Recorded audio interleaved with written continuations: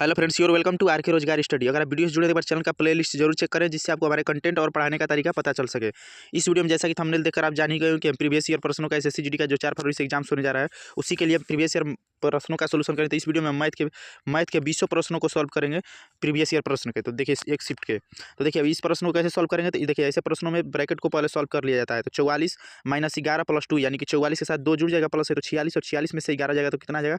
तो 46 में से 11 जाएगा तो यहाँ पे आ जाएगा 35। और देखिए इसको ब्रैकेट को सॉल्व करेंगे तो देखिए 22 दूनी के 44 और 2 और प्लस 5, यानी कि ये हो गया 7। अब हमारा यहाँ से कितना क्वेश्चन बन गया, तो देखिए बन गया 81 ऑफ 35 डिवाइड, देखिए बीच में डिवाइड का सिंबल है तो डिवाइड 22 7 और 7 पंचे 35, यानी 5 बच गया।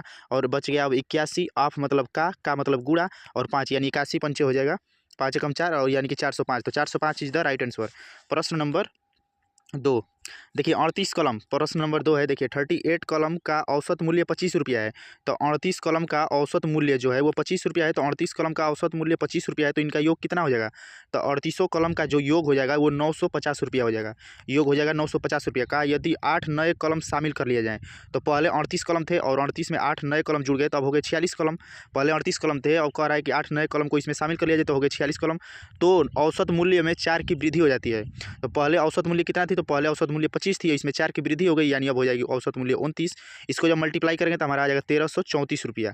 1334 रुपया। तो कहा है कि 8 नए कलम का मूल्य क्या है, यानी कि जो 8 नए कलम है उसका मूल्य क्या है। तो देखिए 8 नए कलम, तो इसमें से अंतर करेंगे तो 8 हो जाएगा, इसका अंतर कर देंगे तो 1334 में से जब 950 हमारा घटेगा तो हमारा आ जाएगा 384। तो 384 रुपया नए कलम का योग है, यानी कि मूल्य है। अगर यही पूछता, अगर औसत पूछता कि 8 नए कलमों का कुल मूल्य पूछा है तो कुल मूल्य हो जाएगा 384 रुपया। लेकिन अगर पूछता है कि 8 नए कलम का कुल औसत कितना है, तो औसत के लिए क्या करते, तो औसत के लिए कर देते 384 में 8 से भाग कर देते, तो औसत निकल जाता। औसत कितना होता है, तो औसत हो जाता है 48। तो इसी प्रकार हम देखिए, अगर आप चैनल से जुड़े हैं तो वीडियो का चैनल का प्लेलिस्ट जरूर देखें।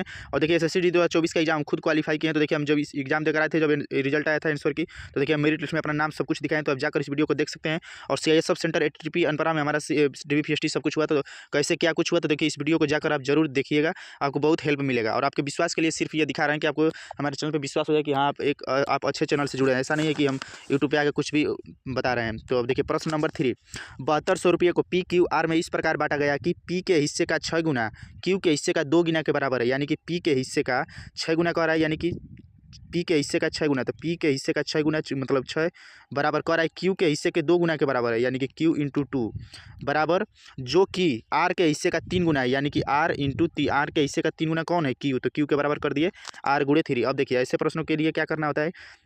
अब देखिए अब हम इसमें क्या निकालेंगे, तो निकालेंगे PQR। अब यहाँ से निकालेंगे PQ और R का रेशियो। तो देखिए अब इसके लिए कुछ नहीं करना है, आपको सिंपली क्या करना है कि जो सामने होता है जिसके, देखिए यानी कि 6P है तो P के सामने कौन सी संख्या है, तो P के सामने कौन सी संख्या है, तो P के सामने है 2 और Q के सामने है 6।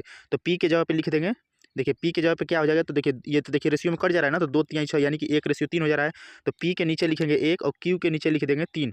अब Q और R की बारी आएगी, तो Q के सामने क्या है, Q के सामने है 3 और R के सामने क्या है, तो R के सामने है 2। तो इसको लिख देंगे 3:2। देखिए बहुत लोग इसको समझ नहीं पा रहे हैं कि क्या ये हो रहा है। तो देखिए जैसे कि P इंटू 6 है ना, तो 6 में P का गुणा करेंगे तो 6P हो जाएगा, और इंटू देखिए 2 Q गुणे 2 है, यानी कि 2Q हो जाएगा। तो देखिए जब अल्फाबेट को अल्फाबेट के साथ करेंगे, यानी कि P बटे में जब Q करेंगे तो हमारा आ जाएगा 2/6, यानी 1/3, यानी P का मान हो गया 1 और Q का मान हो गया 3। तो हम यहाँ पे लिखे हैं P का मान 1 और Q का मान 3। अब देखिए इससे कैलकुलेशन करेंगे, तो कैलकुलेशन करने के लिए क्या करते हैं, जो बगल वाला बॉक्स खाली रहता है उसी को लिख दिया जाता है संख्या को।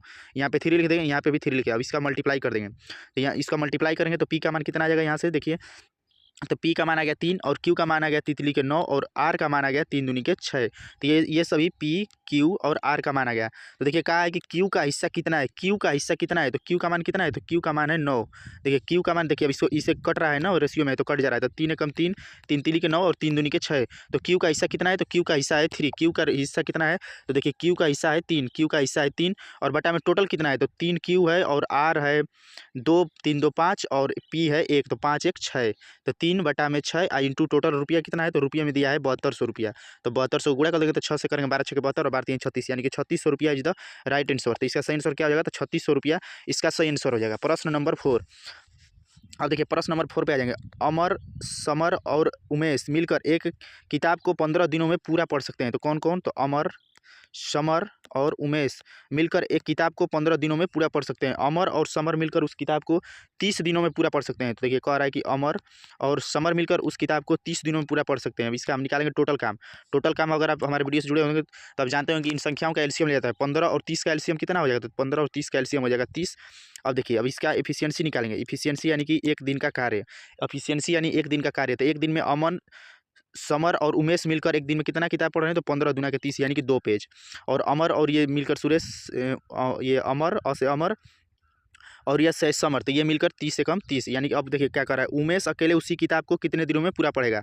तो उमेश अकेले कितना दिन में पढ़ेगा? तो देखिए देखिए ये अमर और समर मिलकर पढ़ रहे हैं एक दिन में, और अमर, समर और उमेश मिलकर एक दिन में 2 पेज पढ़ रहा है। तो यानी कि अगर उमेश अकेला पढ़ेगा तो हमें उमेश अकेला एक दिन में 1 पेज पढ़ेगा, क्योंकि देखिए अमर और समर मिलकर एक दिन में 1 पेज पढ़ रहे हैं, और अमर समर के साथ अगर उमेश मिल जा रहा है तो 2 पेज एक दिन में पढ़ा जा रहा है। यानी कि इससे कन्फर्म हो जा रहा है कि इसमें से इसको घटा देंगे तो एक हो गया ये किसका? उमेश का काम।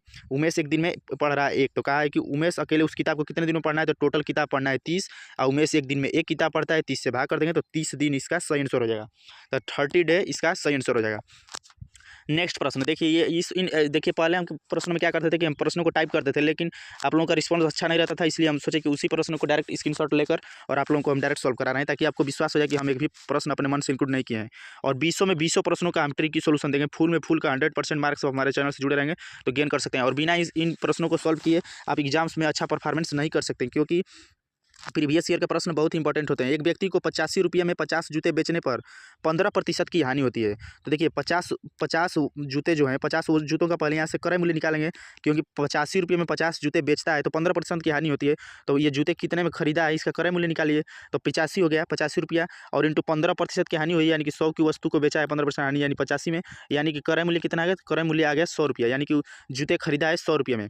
और कह रहा है कि 35% लाभ पर बेचने के लिए 50% जूतों का विक्रय मूल्य क्या होगा? अब यहाँ से निकालना है विक्रय मूल्य, कितने प्रतिशत का लाभ पर बेच रहा है?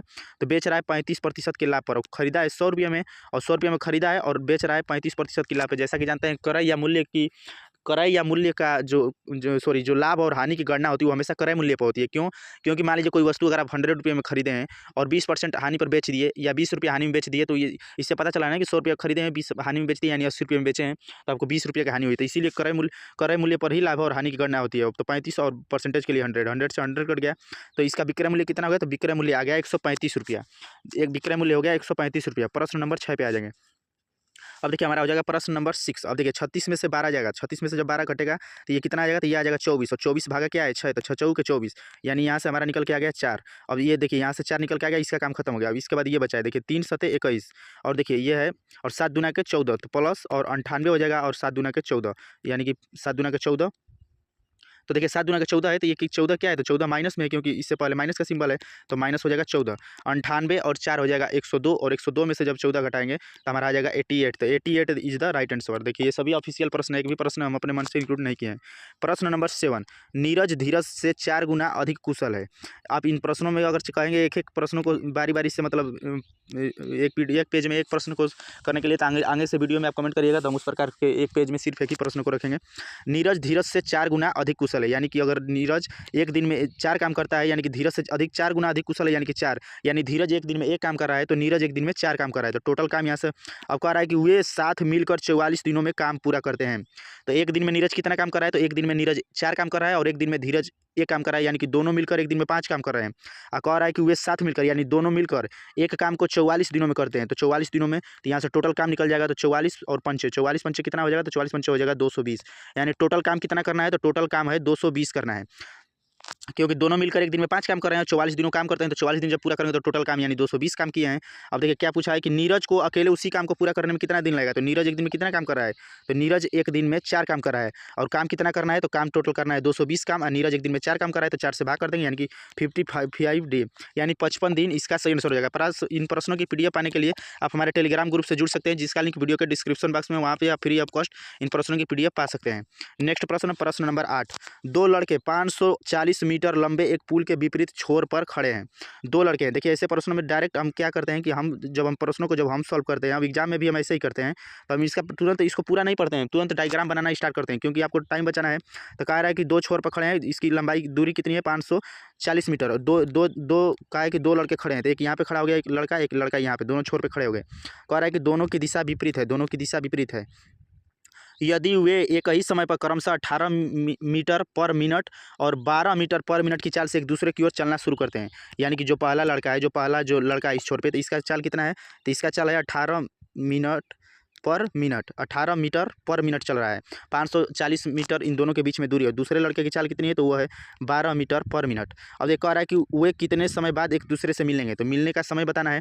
तो समय बराबर क्या होता है फार्मूला, तो समय बराबर आप बचपन से पढ़ते आ रहे हैं कि समय बराबर होता है दूरी बटा में चाल।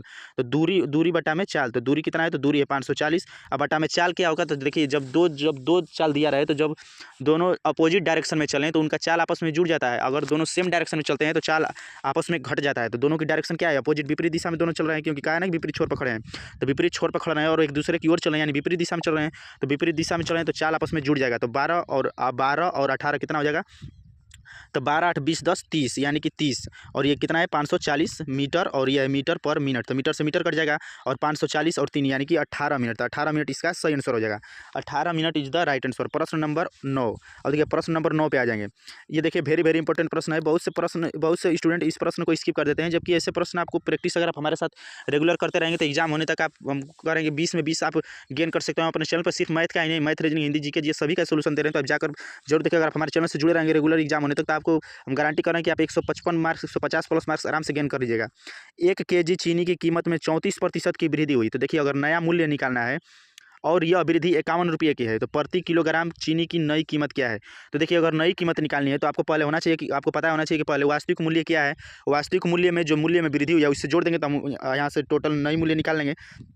तो हम निकाल ले रहे हैं कि मूल्य में वृद्धि कितनी हुई है। तो मूल्य में वृद्धि कितनी हुई है पहले यहाँ निकालेंगे, तभी तो वास्तविक मूल्य से पता चलेगा। तो मूल्य में वृद्धि का फार्मूला क्या हो जाएगा, तो वास्तविक मूल्य और गुणे प्रतिशत वृद्धि कर देंगे। वास्तविक मूल्य जो होता है वास्तविक मूल्य, और उसमें कर देंगे प्रतिशत वृद्धि से गुणा कर देंगे, तो हमारा निकल आएगा मूल्य में वृद्धि। तो मूल्य में वृद्धि कितना है, 51 रुपये का कह रहा है ना कि मूल्य में 51 रुपये की वृद्धि है, तो 51। अब देखिए वास्तविक मूल्य कितना है, तो मान लिया कि यक्स है इंटू, अब कितने के प्रतिशत की वृद्धि हुई है, तो वृद्धि हुई है 34% की वृद्धि हुई है, तो 34 प्रतिशत के लिए 100 करेंगे बटे में। अब इसको गुणा करेंगे तो हमारा हो जाएगा 34 यक्स बराबर हो जाएगा 5100। 34 यक्स बराबर कितना आ जाएगा, तो 34 यक्स बराबर आ जाएगा 5100। अब देखिए अब 34 से यक्स कटाएंगे तो यक्स का मान यहाँ से कितना निकल कर आ जाएगा, तो यक्स का मान निकल कर आ जाएगा 150, यानी कि 5134 से कट जाएगा तो आ जाएगा 150 रुपया। 150 रुपया। पहले यह वृद्धि कितने थी, तो 51 रुपये थी। तो कह रहा है कि चीनी की नई कीमत क्या है। तो देखिए चीनी की नई कीमत क्या है, तो अब देखिए 150 रुपया ये आ गया, और इसमें मूल्य में वृद्धि हुई है 51 का, तो इसमें जोड़ देंगे तो ये हो जाएगा 201 रुपया। तो 201 रुपया इज द राइट आंसर। 201 रुपया देखिए इसका सही आंसर हो जाएगा। और देखिए अगर आप हमारे चैनल के जुड़े हैं तो चैनल के प्लेलिस्ट में आप जाकर वीडियो को देख सकते हैं। देखिए इसमें हम DBPST में सब कुछ क्या कुछ हुआ लाइव दिखाए हैं, जाकर देख सकते हैं। और रीजनिंग में अगर आप हमारे चैनल से जुड़े हैं तो 20 में 20 सही कराने की आपको गारंटी दे रहे हैं, और हिंदी में 20 में 19 या 20% सही कराने की गारंटी दे रहे हैं। आप जाकर इस वीडियो को जरूर देखिए। और देखिए अगर आप जीके से जुड़े हैं तो जीके में 12 या 13 प्रश्न अगर आप सही कर लेते हैं इस वीडियो को देखकर, तब भी आप आराम से 150 प्लस मार्क्स आराम से ला सकते हैं। और मैथ के आप जाकर 25 वीडियो अभी तक अपलोड है, तो जाकर उसे जरूर देखें।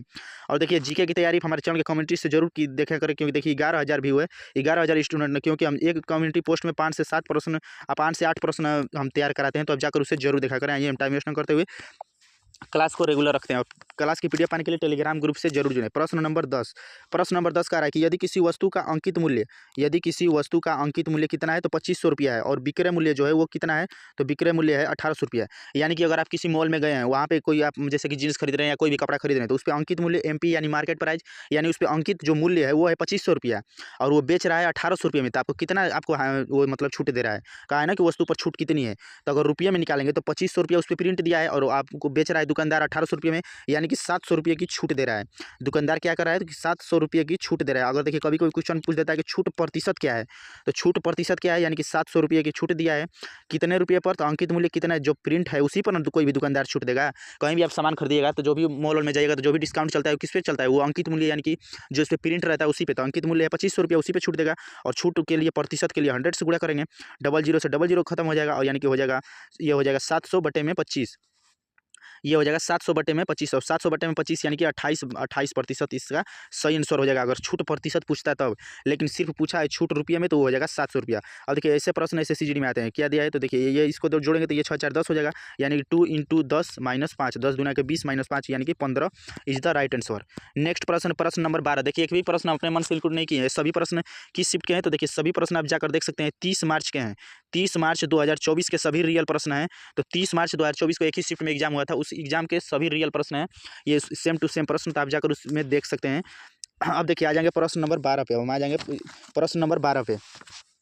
किस वार्षिक ब्याज की दर पर साधारण ब्याज पर एक राशि 5 वर्ष में 3 गुनी हो जाएगी।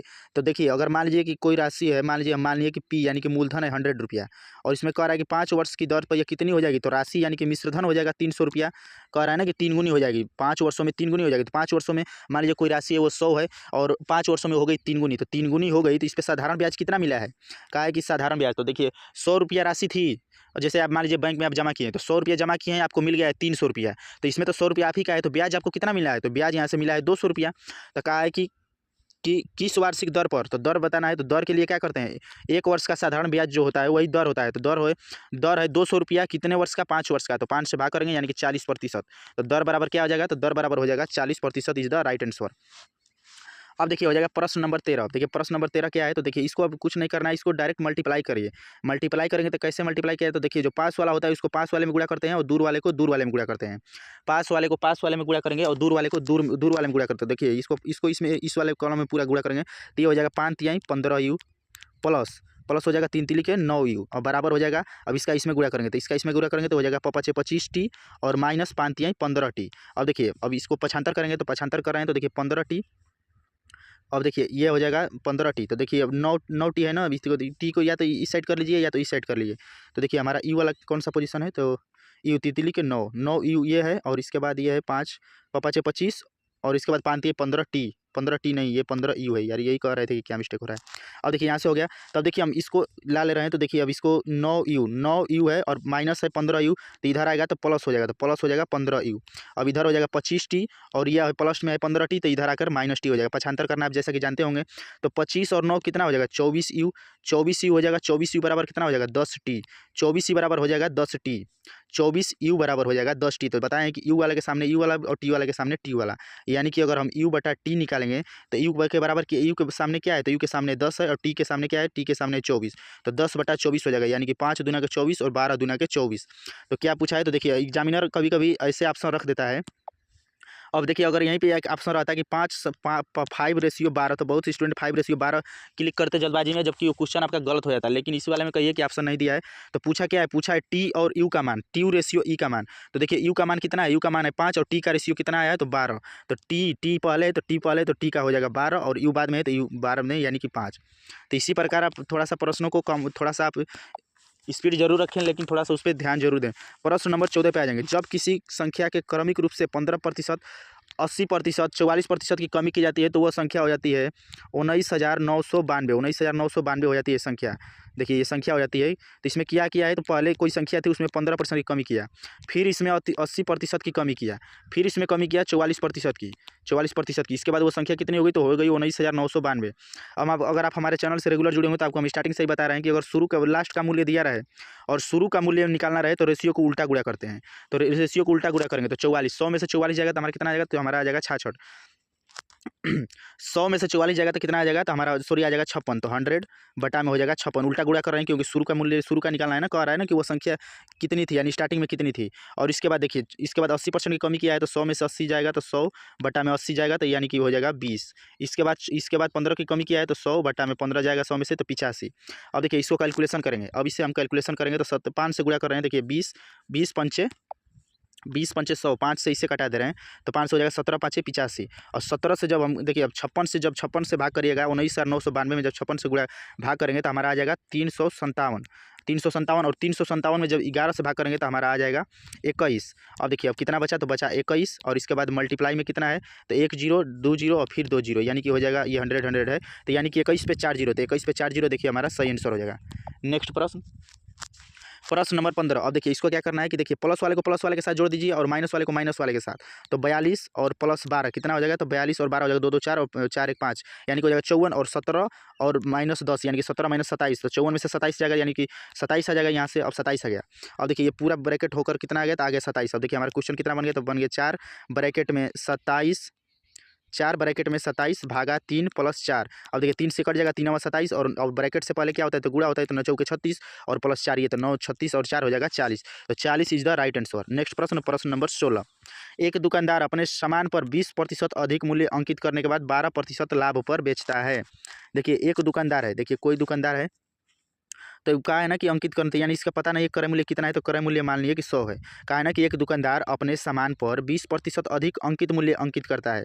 तो अंकित मूल्य कितना अधिक करता है, 20% अधिक, यानी कि 20 अधिक कर दिया। करने के बाद 20% लाभ पर बेचता है। तो जैसे कि आप शुरू से ही आपको बता रहे हैं कि लाभ और हानि की गणना किस पर होती है, तो होती है क्रय मूल्य पर। तो कितने में बेच रहा है, तो बेच रहा है 20% की लाभ, सॉरी 12% के लाभ पर बेच रहा है। बेच रहा है किस पर, तो बेच रहा है 12% के लाभ पर, यानी विक्रय मूल्य कितना हो जाएगा, तो विक्रय मूल्य हो जाएगा 112 रुपया। 100 रुपया खरीदा है और 12% के लाभ पर बेच रहा है, यानी 112 पे। तो कह रहा है कि छूट प्रतिशत क्या है। देखिए कहा है कि छूट प्रतिशत क्या है। अब यहाँ से निकालना है कि छूट प्रतिशत क्या है। तो अगर पूछता है कि छूट कर कितने रुपया है, अगर छूट पूछता है रुपये में, देखिए अगर पूछता है कि छूट कितना रुपया है, तो बेचा है 112 रुपये में और उस पर कितना है 120। देखिए कोई दुकानदार उस पर प्रिंट कितना है 120 है और बेच दिया है 112 रुपये में, यानी छूट कितना दिया है, तो छूट है 8 रुपये की। रुपये में पूछता है तो 8 हो जाता है, लेकिन पूछा है प्रतिशत में तो 8। और कितने पर, तो कोई भी दुकानदार जब वस्तु बेचेगा तो बेचेगा प्रिंट पर यानी अंकित मूल्य पर, तो बटा में अंकित मूल्य इंटू 100। अब इसे कैलकुलेशन करेंगे तो हो जाएगा 0 से 0 खत्म हो जाएगा और ये हो जाएगा 4 दूनी के 8, ये हो जाएगा 4 3 12, यानी कि 200 बटे में हो जाएगा 3। 200 बटे में जब 3 करेंगे तो हो जाएगा हमारा सही आंसर क्या हो जाएगा, तो 6.66% is the right answer. Next प्रश्न, 7 संख्याओं के एक समुच्चय का औसत जो है वो 18 है। तो 7 गुणे 18 करेंगे, 7 गुणे कितना करेंगे, तो 7 गुणे 18, तो 7 गुणे 18 यानी कि 126 हो जाएगा। यदि एक संख्या हटा दी जाए, तो पहले 7 संख्या थी तो अब एक संख्या हटा देंगे तो 6 संख्या बची, तो शेष संख्याओं का औसत कितना रह जाता है, तो औसत रह जाता है 15। तो 15 छक्का 90 और इससे जब घटाएंगे तो ये हो जाएगा सही आंसर हो जाएगा 36। किसी धनराशि पर 30% वार्षिक दर से 2 वर्ष का साधारण ब्याज और चक्रवृद्धि ब्याज के बीच का अंतर 5400 रुपया है। किसी धनराशि पर, तो मान लीजिए कि कोई धनराशि है, कितनी है, तो वो धनराशि जो भी होगी 100 होगी अपने आप में, 30% की दर से 2 वर्ष का। तो चक्रवृद्धि ब्याज पहले निकालेंगे तो साधारण ब्याज बराबर होता है दर गुणे समय, यानी कि 30 दूना के 60। और सीआई जब निकालेंगे तो हमारे बताएं कि 2 वर्ष का जब सीआई निकालना होता है तो RT इंटू आर स्क्वायर करते हैं। आर स्क्वायर में 2 डिजिट लेंगे तो आर यानी दर का वर्ग करेंगे तो दर 30 है, 30 का वर्ग करेंगे तो हो जाएगा 900। 900 के लिए डबल जीरो कर देंगे, 9 हासिल बच जाएगा। आर इंटू टी यानी कि दर गुणे समय करेंगे तो दर है 30 और समय है 2, तो 3 दूना के 60 और 60 ये असीलिया 9 यानी 69।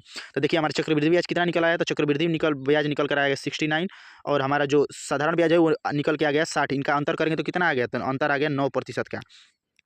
अंतर आ गया 9% का। और लेकिन कह रहा है कि बीच का अंतर कितना है, तो रुपया में कहा है कि बीच का अंतर 5400 रुपये है और प्रतिशत में आया है 9% और रुपया में आया है 54%। 1% का मान आ गया 5400 रुपया। तो कहा है कि वह धनराशि कितनी है, तो धनराशि कितनी है, तो 100 यानी कि 100% का नाम निकाल देंगे। तो 9 छक्का 54, 9 छक्का 54 यानी कि 6 पे हो जाएगा 40, तो 6 पे 40 इसका सही आंसर हो जाएगा। 60,000 इज द राइट आंसर। प्रश्न नंबर 19, यदि एक घन का कुल पृष्ठीय क्षेत्रफल 600 सेंटीमीटर स्क्वायर है तो घन का आयतन कितना होगा। देखिए घन का आयतन कितना होगा, तो घन का पृष्ठीय क्षेत्रफल का अगर आप फार्मूला पढ़े होंगे तो घन का पृष्ठीय क्षेत्रफल का फार्मूला होता है 6 गुणे भुजा का स्क्वायर। तो 6 गुणे भुजा का स्क्वायर, लेकिन पृष्ठीय क्षेत्रफल कितना दे दिया है, तो पृष्ठीय क्षेत्रफल दे दिया है 600 सेंटीमीटर स्क्वायर।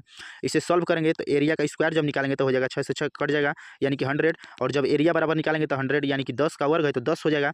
एरिया बराबर निकल आया 10। तो कहा है कि घन का आयतन क्या है, तो घन का आयतन का अगर आपको फार्मूला, क्योंकि एसएससी जीडी में 19 प्रश्न अरिथमेटिक के रहते हैं और एक प्रश्न मेंसुरेशन का होता है, फार्मूला बेस्ड रहता है। तो घन के आयतन का फार्मूला क्या होता है लंबाई का क्यूब यानी कि एरिया का क्यूब, क्योंकि एरिया के बारे में बात हुआ है, यानी कि 10 का क्यूब करेंगे तो 1000 सेंटीमीटर क्यूब इसका सही आंसर हो जाएगा। प्रश्न नंबर 20 और लास्ट प्रश्न। देखिए अभी तक हम 19 प्रश्नों को आपको सॉल्व कर दिए। ये सभी प्रश्न 30 मार्च 2024 को एसएससी जीडी के प्रश्न प्रीवियस ईयर प्रश्न में पूछे गए सभी रियल प्रश्न हैं। यदि किसी वस्तु का क्रय मूल्य उसके विक्रय मूल्य का 80% है, तो विक्रय मूल्य का 80% क्या है, क्रय मूल्य। तो विक्रय मूल्य का यानी विक्रय मूल्य का मान नहीं दिया है तो विक्रय मूल्य मान लेंगे।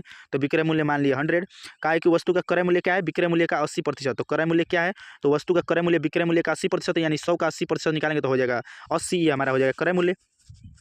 अब देखा है कि तो लाभ प्रतिशत क्या है, तो आपको स्टार्टिंग से ही बता रहे हैं कि लाभ और हानि की गणना हमेशा क्रय मूल्य पर होती है। लाभ और हानि की गणना हमेशा क्रय मूल्य पर होती है। तो 100 की वस्तु है और 80 रुपया में खरीदा है और 100 में बेचा है, तो यानी कि लाभ अगर पूछता है रुपये में, लाभ अगर पूछता है कितना रुपया हुआ है, तो 80 रुपये में वस्तु खरीदा है और बेच दिया है 100 रुपये में, यानी 20 रुपये का लाभ हुआ है।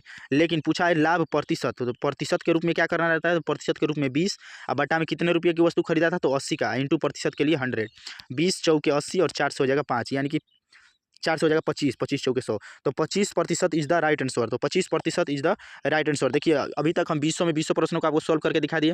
ये सभी प्रश्न 30 मार्च 2024 को एसएससी जीडी के एग्जाम्स में पूछे गए प्रश्न है। जैसा कि जानते हैं एसएससी जीडी का एग्जाम 4 फरवरी से 25 फरवरी के बीच होने जा रहा है। उसी भर्ती को हम टारगेट करते हुए प्रीवियस ईयर प्रश्नों का math, reasoning, Hindi, GK, GS का सभी का सोल्यूशन दे रहे, तो आप जाकर चैनल के प्ले लिस्ट में इस वीडियो को जरूर देखें। देखिए मैथ का ये देखिए, रीजनिंग का है ये देखिए, हिंदी का प्ले लिस्ट बना हुआ है, जीके का प्ले लिस्ट बना हुआ है, मैथ का प्ले लिस्ट बना हुआ है। तो आप जाकर वीडियो में जरूर देखें, अपना स्कोर कार्ड भी दिखाएं और सब कुछ दिखाएं। तो जाकर आप उस वीडियो को जरूर देखें और वीडियो पसंद है इसे लाइक शेयर सब्सक्राइब जरूर करें। कोई भी डाउट हो तो कमेंट बॉक्स में कमेंट करके पूछ सकते हैं अपना डाउट, और वीडियो को रेगुलर रखने के लिए चैनल को सब्सक्राइब करिए, वीडियो को लाइक करिए, शेयर करिए, और पीडीएफ पाने के लिए टेलीग्राम ग्रुप से जरूर जुड़ें। धन्यवाद। वीडियो को ज़्यादा लाइक शेयर सब्सक्राइब जरूर करें और कमेंट बॉक्स में कमेंट करके एक प्यारा सा कमेंट हमारे लिए जरूर करें। धन्यवाद।